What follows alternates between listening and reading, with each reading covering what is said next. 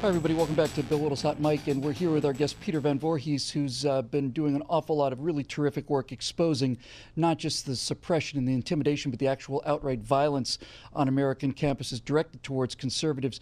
Peter, can you give us a thumbnail description of the psychology of these people?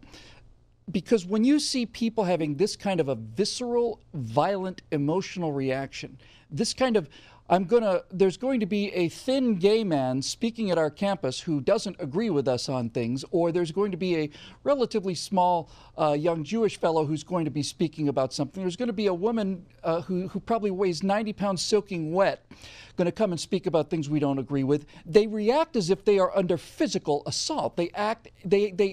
They're showing the signs of a physical fight or flight reflex to ideas. What is it about these people that is so unformed and so underdeveloped that they see any kind of an opinion different than theirs as a physical threat to their survival? Well, Bill, it's really a culture of victimhood on these college campuses. And the professors and the administrators, they're totally promoting it for the students. These students feel that if any of their ideas are challenged, if any of their pre-existing notions about the world are challenged by a speaker, by another student, by a professor, that they are then victimized. It is then personal violence against them. Because to them, as Ben Shapiro said in the clip we played earlier, to them, words are violence. That's the current state of affairs.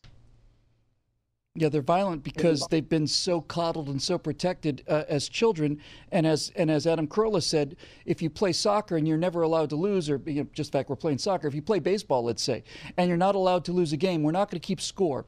Because if we keep score and a team loses, that's going to hurt the self-esteem of the team that loses. I was on a Little League baseball team in my first year there. We were 0-10. We didn't win a single game. My self-esteem came from the fact that when we did win a game, I felt good about it. But they've got this thing backwards, don't they? They think that we're going to give you self-esteem and then you're going to go out and succeed. But the definition of self-esteem is overcoming obstacles and overcoming hardship. That's what makes you feel good about yourself, not being given things all the time. You're totally right at that, Bill. And I say that as someone who sucked at sports. I was probably the worst person on my t-ball team, and the fact that they just gave everyone and the fact that they just gave everyone a trophy at the end of the season. I mean, it was great. I liked it for 5 minutes at the pizza party, but what did that teach me? It didn't teach me that you need to practice harder. You need to be more competitive, and frankly, some things you're just not good at. I wasn't great at baseball. I'm better at other things, and ultimately, people in life need to understand that. And I think it's a broader cultural problem, like you were saying.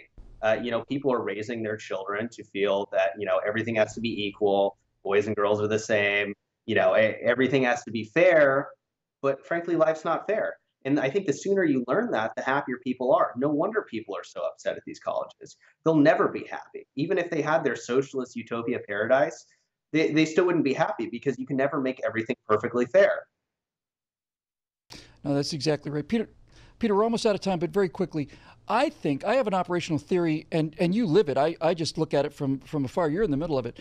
But it occurs to me that a generation like this that's never been allowed to compete, that's never been allowed to be unique. Everything is about sharing. Everything is about teamwork. There's no individuality. You're not allowed to stand out from the crowd. You can't be better than anybody else in anything. Forget just baseball or basketball or whatever the case may be.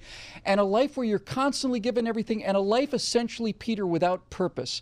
That this kind of virtue signaling is all that they have. Their basic emotional need.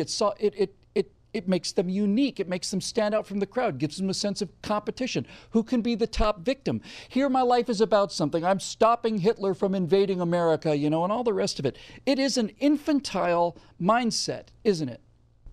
You're totally correct on that. I was reading a study, I believe it might have been published in the Wall Street Journal, but they were essentially saying that all these social justice warriors, as we like to call them, the activists, they say they're doing it for the collective, but ultimately they're doing it for their own selfish intentions because they have no purpose. They feel guilty that they have some American privilege above other people in the world.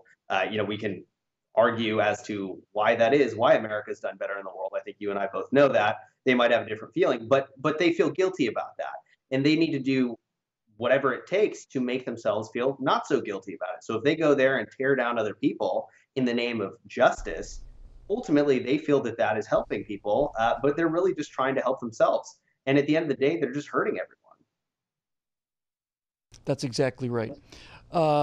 Peter, thank you so much for joining us. Ladies and gentlemen, Peter Van Voorhis is PeterVanVoorhis.com.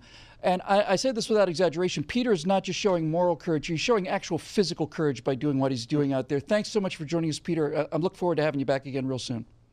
Pleasure to be with you, Bill. That's the world we live in now, folks. We live in a world where an entire generation has been so coddled for so long that the idea of an opinion is considered a physical assault on them. And this is the end result of the left. And the left always does this. The revolution always eats its own. That's a subject we'll come back to many times right here on the Hot Mic Show. I'm Bill Whittle for NRATV. We will see you tomorrow.